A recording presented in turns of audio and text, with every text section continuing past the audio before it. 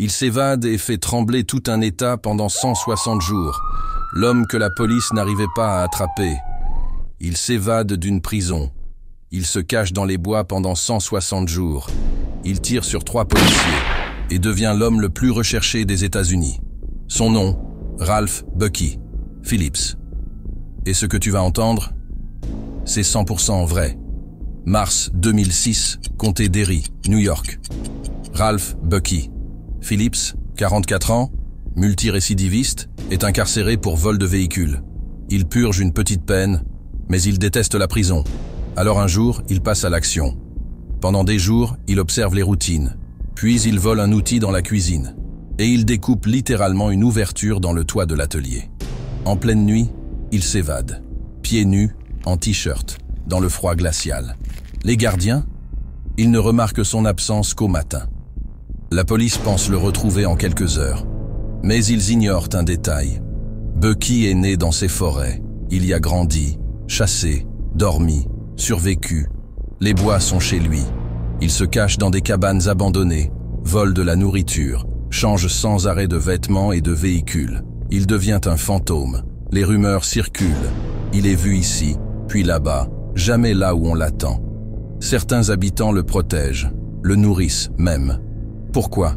Parce que pour beaucoup, Bucky, c'est pas un criminel. C'est un rebelle contre le système. Un genre de Robin des Bois. Mais tout change en juin. Lors d'un contrôle routier, 2 policiers repèrent une camionnette volée. À l'intérieur, Bucky. Sans hésiter, il sort une arme et tire. Les 2 policiers sont grièvement blessés. Un mois plus tard, il récidive. Il tire sur un autre agent, le trooper Joseph Longobardo, qui succombera à ses blessures. Là, c'est terminé. L'État lance une véritable guerre. 1300 policiers mobilisés, des hélicos, des caméras thermiques, des barrages dans toutes les villes, 250 000 $ de récompense. Le FBI entre dans la danse. Bucky est placé sur la liste des criminels les plus recherchés du pays. Mais lui continue à narguer les autorités.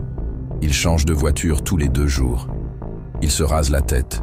Il dort dans des cimetières. À chaque fois qu'on croit le tenir, il disparaît. 8 septembre 2006. Une information tombe. Bucky serait caché dans une ferme près de Buffalo. La police encercle la zone.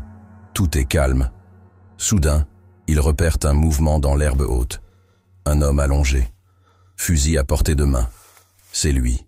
Il lève les bras. Il est épuisé, amaigri, mais vivant. 160 jours de cavale. Fini.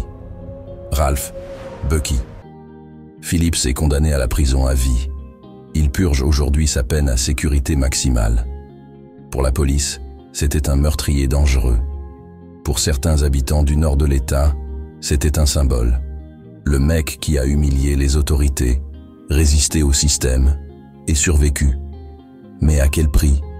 Un homme mort, des familles brisées, une région entière traumatisée. Il s'est évadé avec un outil de cuisine. Il a résisté 160 jours à 1300 policiers.